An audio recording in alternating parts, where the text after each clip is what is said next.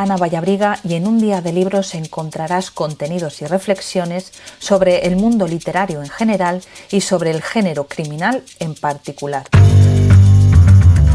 Si te apetece leerme, puedes visitar el blog A Cara de Libro en el diario La Verdad. Si prefieres verme, puedes echar un vistazo a los vídeos de la sección La Gota de Sangre de Zenda Libros. Si optas por escucharme, estás en el lugar adecuado. Comenzamos. Hoy, en un día de libros, literatura de terror en España. Si pensamos en literatura de terror, nos vienen a la cabeza los nombres de grandes autores extranjeros, como Lovecraft o Stephen King. Pero, ¿qué hay de la tradición española? Para los historiadores, la literatura de terror moderna se inicia en el siglo XIX de la mano de la obra Frankenstein, de la escritora inglesa Mary Shelley.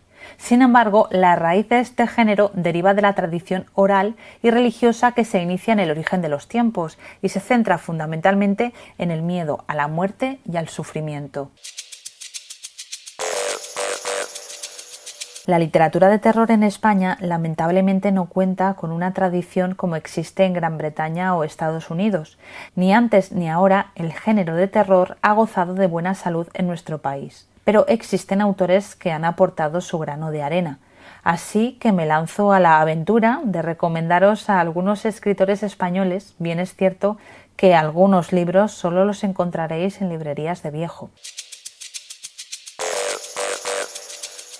La primera autora de la que quiero hablaros es María de Zayas, que nació y murió en Madrid entre 1590 y 1661.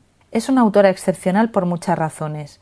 Fue una autora muy leída en su época, aunque en el siglo XVIII fue censurada por la Inquisición, quizás por las críticas a las prácticas inquisitoriales que incluía en algunos de sus relatos.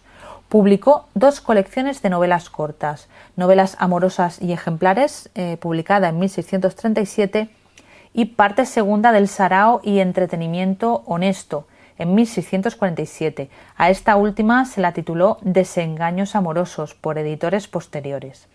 Todos los relatos parten de un propósito moralizador, y en muchos de ellos hay un tono de reivindicación de la mujer. En sus historias se puede encontrar cadáveres resucitados, apariciones de fantasmas o pactos con el demonio. El siguiente autor es Agustín Pérez Zaragoza, del siglo XIX.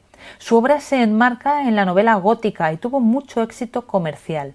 Existen pocos datos sobre este autor, de hecho no sabemos ni cuándo nació ni cuándo murió, que tuvo que exiliarse en Francia tras la Guerra de la Independencia porque apoyaba a los franceses. Su obra más importante, la que nos interesa aquí, es, atención al título, Galería fúnebre de espectros y sombras ensangrentadas, o sea, el historiador trágico de las catástrofes del linaje humano. Ahí es nada.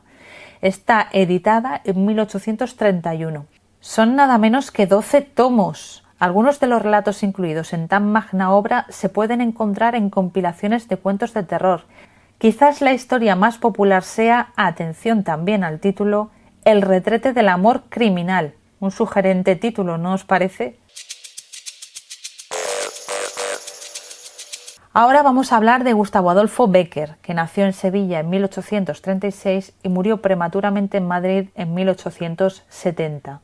Perteneció al movimiento del romanticismo. Conocido por su faceta como poeta, fue también un gran narrador. Sus leyendas fueron publicadas a lo largo de 6 años en periódicos madrileños y evocan una atmósfera de misterio y terror.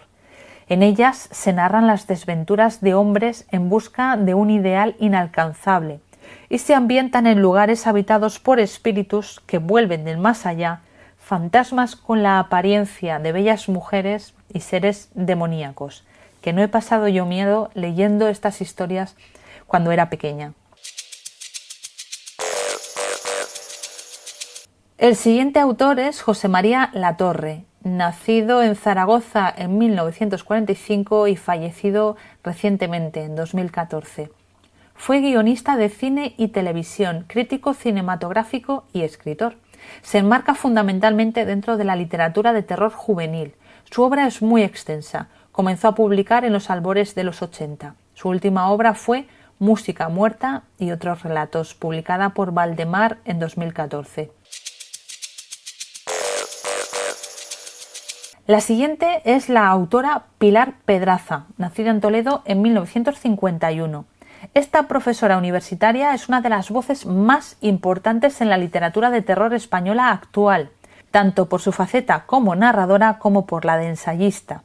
Su obra se centra en lo sobrenatural, la locura, la muerte, la mitología clásica y el sadomasoquismo. Se la considera ya una escritora de culto. Su último libro es Eros ha muerto, publicado también por Valdemar en 2019.